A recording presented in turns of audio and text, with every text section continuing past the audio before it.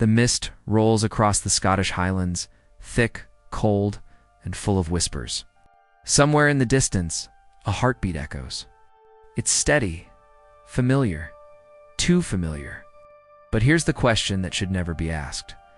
What if Jamie Fraser, the Highlander we've loved, mourned and followed across centuries, was never supposed to exist at all? A man born out of time. A soul kept alive by love that rewrote the laws of destiny. Time wants him back. The story begins not with a scream or a battle cry, but with silence. The kind of silence that hangs heavy after history has already been written.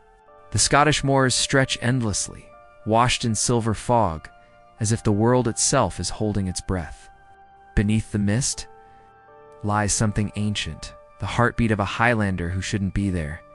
Jamie Fraser walks through the ruins of a battlefield that history insists no longer exists. The wind carries voices, echoes of soldiers long gone, calling names that were never written in any book. He doesn't understand why he remembers moments that no one else lived, battles he never fought, deaths he never died, faces he's certain he once loved, though they fade like smoke in the cold air. There's something wrong with the world around him, small things at first. A broken sword mended without reason, a crow that caws twice and then disappears. He looks toward the horizon and feels it, the pull of something unseen, something trying to correct itself, as if time is reaching for him, trying to erase the mistake it made by letting him live. In another part of the world, Claire dreams. Her sleep is haunted by the sound of Jamie's voice calling her name, but when she wakes, the voice echoes from nowhere. The calendar on her wall marks a date that shouldn't exist. Her hands tremble as she touches the wedding ring, the one that still glows faintly warm, as though connected to a heart beating centuries away. She whispers, "Jamie." And in that moment, far across time, Jamie turns his head as if hearing her. Two souls separated by centuries, yet bound by something stronger than reason. But this time, something feels different. Fragile. Wrong. The air itself feels thinner. And every breath Jamie takes seems to shake the fabric of reality. The trees bend in unnatural wind, the sky flickers, and for a brief second, he sees something impossible. A second Jamie. A shadow. Standing where he stood a heartbeat ago, the Highlander looks at his own reflection across time, and for the first time, his eyes fill with fear. Because if there's another version of him walking this earth, it means one of them isn't supposed to exist. The mist thickens. The echo grows louder. And in the distance, a whisper floats through the air from a voice that sounds too much like Claire's. "Jamie, don't forget who you are." He takes a deep breath and looks toward the stones, the same stones that once stole her away, the same stones that might soon take him back. The Highlands remember what time tries to forget, and time is starting to remember him. 2. There are moments in life when the world seems to blink, when everything feels the same, yet not quite right. For Jamie Fraser, that moment has already begun. He can feel it in the air, in the shift of the wind, in the way shadows move when no one's there to cast them. It's as though the world is glitching, and he's the error inside it. At first, it's small things. A footprint in the mud that matches his boot but faces the wrong way. A fire that refuses to die no matter how much water he throws on it. A letter on his table written in his own hand, signed with a date centuries ahead. Jamie stares at it, heart pounding. His handwriting, his words, but not his memory. He reads it again and again until the ink begins to blur. The letter says only one thing: if you are reading this, you were never meant to. The days stretch longer. The nights hum with whispers that come from nowhere. Villagers claim to have seen him in 2 places at once. One, Jamie saving a child from drowning. Another seen hours later, miles away, standing motionless by the standing stones. He tries to laugh it off, but deep inside, fear begins to grow. He rides out to the stones alone one morning, the mist crawling low over the ground. The stones hum with energy, faint, but alive, like they recognize him. He touches one, and for a heartbeat the world shatters. Flashes of faces rush through his mind. Claire's tear-streaked face. Fire. Battle. His own hand reaching into nothing. Then silence. When he pulls back, his palm is bleeding, as though the stone itself had rejected him. Somewhere, far away in another century, Claire feels a sudden sting in her hand, a tiny cut that appears from nowhere. She drops her scalpel in shock, staring at the thin line of blood. "Jamie," she whispers again, her voice trembling. The connection between them still exists, but now it's unstable, dangerous, like a wire carrying too much current. Time is fighting back, trying to sever the thread they've tied between past and present. Claire begins to hear fragments of her own voice in her dreams. Older, it's wiser, almost warning her. "You changed everything," the voice says. "You brought him back when you shouldn't have." She wakes in cold sweat, not knowing if she's losing her mind or remembering something she was meant to forget. Meanwhile, Jamie begins to see things that should not be: a child running across the moor wearing clothes not yet invented. A man with a strange device that glows like firelight in his hand. The world is blending together, centuries bleeding into one. He knows then, with a chill running through his veins, that the line between time and reality is cracking, and that he is at the center of it. He kneels by the stone circle, whispering into the fog, "If I'm not meant to be here, then why do I still feel her?" The wind answers with a faint echo of Claire's voice, as if carried across centuries. Because love remembers, even when time forgets. Jamie closes his eyes. The mist swirls faster, and somewhere in the fog, another version of him turns, watching, waiting. A ghost of time. A mirror that should not exist. There comes a moment when silence becomes too loud, when the world stops pretending everything is fine. For Claire, that moment arrives with the smell of smoke. It isn't coming from her fireplace. It's coming from somewhere she can't reach a century away. She rushes to her window, heart racing. The sky outside is calm, but in her reflection, she sees something impossible, a flicker of firelight, and behind it, Jamie's silhouette. His eyes meet hers through the glass, though they belong to different times. Just for a breath, she swears he's standing there. Then he's gone. The air feels wrong, thick with memory. The fracture has begun. The past is bleeding into the present. Claire begins to notice more signs, tools shifting on their own. Lights flickering in her surgery, the sound of footsteps on wooden floors when she's alone. Every time she hears that sound, her heart knows who it is. It's him.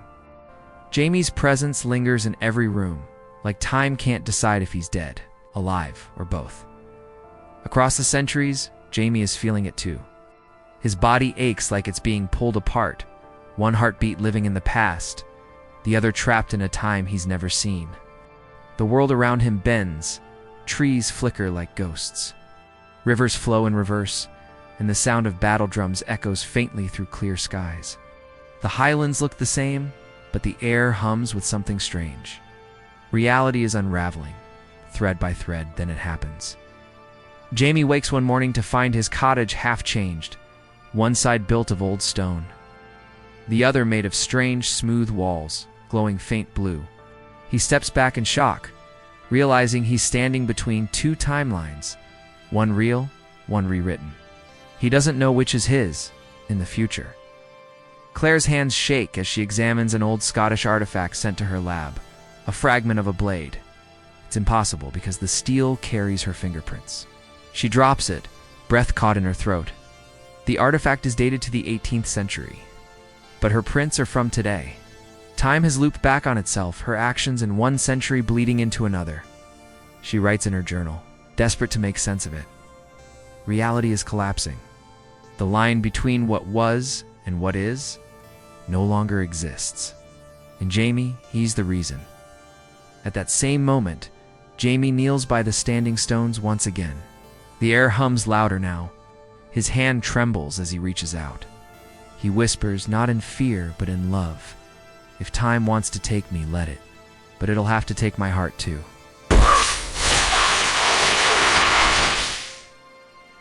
Lightning flashes across both centuries. One in Claire's world, one in Jamie's. The same storm. The same thunder, and for a single heartbeat, they exist in the same place, two souls standing in the storm. Eyes locked, time suspended. Then, reality cracks like glass. The world shatters into echoes, fragments of history rewriting themselves. And through the chaos, a voice speaks from the light. A woman's voice, ancient and sorrowful. You broke the law of time, Claire Fraser. Now you must pay its price. The light fades. Claire falls to her knees. Jamie vanishes in the mist. And all that remains is the sound of a heartbeat that doesn't belong to this world. The future isn't gone.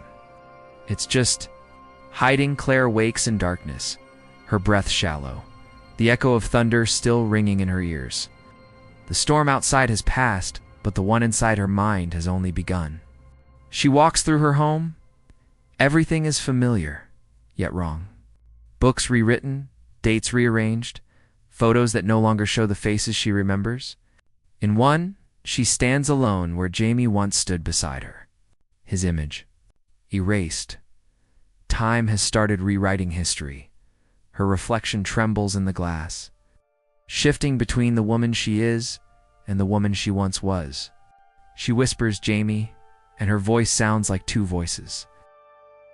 Later that night, she visits an old historian. It's a man who spent his life chasing myths of the stones and their travelers. His hands shake as he lays out a map, circles within circles, time gates marked across centuries. Each crossing leaves a scar, he tells her softly. And your scar runs deepest of all. He warns her about the Guardians of Time, a secret faction sworn to protect history's true shape. They've been watching her since the first moment she stepped through the stones. You saved him, he says, but by doing so, you unmade the world that was meant to be. As his candle flickers out, Claire feels it again, that strange humming in the air. The same sound she heard when Jamie touched the stones. A vibration not of this world, like the pulse of a dying timeline. Meanwhile, in another century, Jamie stands before a mirror of still water. His reflection doesn't move. It stares back at him with knowing eyes. Then it speaks not aloud, but inside his mind. You were not born, it says. You were created. Jamie falls to his knees, gripping the soil as the ground shivers beneath him. He remembers flashes not of birth, but of light. Claire's tears falling over his body, of her whispering words no human tongue should know. She didn't just save him, she built him. A man made of memory and love, a Highlander pulled out of death itself. Back in her time, Claire pieces together the fragments. The tremors, the changes in the world around her, every ripple, every echo, all lead back to one impossible truth. Jamie's return wasn't a miracle. It was a rewriting of reality. And now, time is beginning to erase itself, to fix the wound she made. Claire stands before her fireplace, clutching the serpent-marked letter, her face pale in the firelight. They'll come for him, she says. They'll come for us. Now, the flames flicker violently, and for just a second, inside the fire, she sees him. Jamie, looking at her through the blaze, eyes full of love and fear. And then he fades. The house goes cold. The clock on the wall stops. And outside, the wind whispers like a voice made of centuries. The future is lost. Because you changed it. Time has rules. But love never followed them. The fracture that began as a whisper now screams across centuries. Clocks spin backward. Seasons change overnight. Rivers flow like veins through broken timelines. Somewhere between the past and the future, a war has begun, one no one can see, but everyone feels. Jamie rides across the moor, under a sky that won't stay still. The sun and moon keep changing places, chasing each other like desperate lovers. Behind him, shadows move with purpose, not men, but echoes of time itself. They wear no faces, only the shimmer of light bending wrong. They are the keepers, the enforcers of history's design. Their mission, erase the man who should never have been. Jamie grips his sword, but it's useless. Steel means nothing to creatures born from centuries. His only weapon is memory, every moment he shared with Claire, every promise, every heartbeat. Each thought of her burns brighter than the lightning in the storm above. "You can't take me," he growls into the wind, "because I've already lived where I shouldn't." In the present, Claire feels every strike. Her world shakes. Books fall. Lights flicker. Her reflection vanishes from mirrors. She knows it's not just in her mind, the timeline is fighting her. The air around her clinic bends, showing flashes of other lives. Another Claire. Another Jamie, each lost to a different ending. In one, he dies at Caladon again. In another, she never finds the stones. And in the last one, neither of them exist. Her pulse quickens. "No," she whispers. "Not this time." She races to her journal, flipping through the pages she's written since the first crossing. The ink has changed, words rewriting themselves, entire paragraphs vanishing. She grabs a pen and writes as fast as she can, forcing her memories onto paper. Every word she writes becomes a shield. Every sentence, a defiance against oblivion. "You will not take him," she says through gritted teeth. "He is real because I remember him." Somewhere across centuries, Jamie hears her. The sky glows for a moment, and the keepers freeze. The power of her memory reaches him like sunlight through the fog. He lifts his face to the wind and whispers, "I, Sassenach." "I feel the ground shakes violently. The keepers scream without sound, twisting back into the air as the stones around Jamie blaze with golden light. For the first time, time itself hesitates. Love, pure, unyielding, impossible love stands against eternity. But this victory comes with a price. Each second Claire holds him in her memory. Another second disappears from her world. Photographs fade. Names vanish from her notes. Her own reflection starts to blur, as though time has begun to forget her in return. Tears fill her eyes. "If it costs me everything, so be it," she whispers. "I'd rather be forgotten than live in a world without him."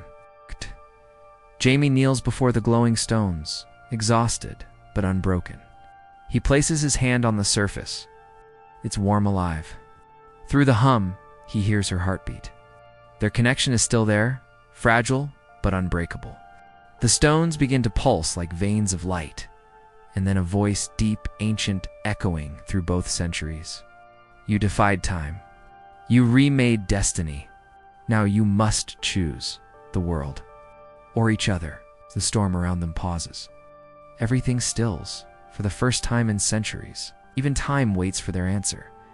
There are moments when even time dares not breathe. When the air between two souls becomes heavy enough to break worlds, Jamie and Claire now stand at the edge of everything. One in the past, one in the present, yet their hearts beating in the same second.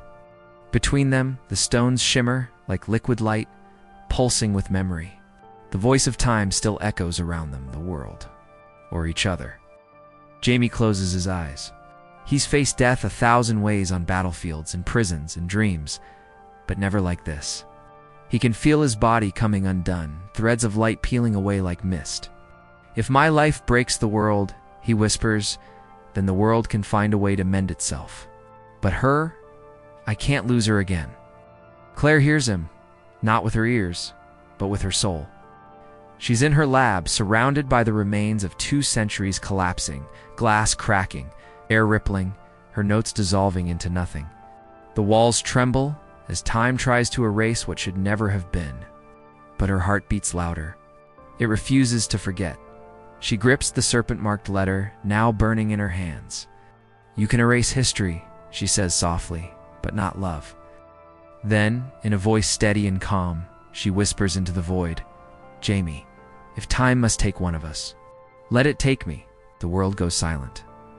In the Highlands, Jamie feels her words like a blade through his heart. He steps toward the stones, shouting, "No. I've lived my life for the Claire. I'll not live another without thee." His voice echoes through centuries, tearing through the mist. The stones ignite, glowing white-hot. The earth trembles beneath him. Suddenly the voice returns, no longer ancient, but familiar. It's Claire's own voice, older, distant, echoing from a place beyond time. Love was never meant to conquer time, only to endure it. Jamie falls to his knees, realization washing over him. This is not the first time they've stood here. This is the loop. This is where it all began and where it always ends. Claire, in another life, already made the choice to rewrite time, to bring him back. And it fractured reality itself. Tears blur his vision. He looks toward the stones, whispering, "If I let go, will they still remember me?" And through the collapsing light, he hears her final answer. Soft, sure, eternal, always. Jamie smiles, a quiet peace breaking through the storm. He presses his palm to the stone. The glow surrounds him, wrapping him in gold. Slowly, his form begins to fade, not in pain, but in release. Back in her world, Claire collapses as the light fills her room. Her reflection returns to the glass alone now, but whole. The shaking stops. The silence settles. Time begins to heal. Her hands tremble as she opens her eyes.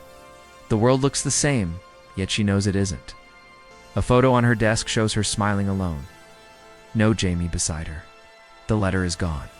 The journal's pages are blank, but when she touches her heart, she feels it. A heartbeat that isn't hers.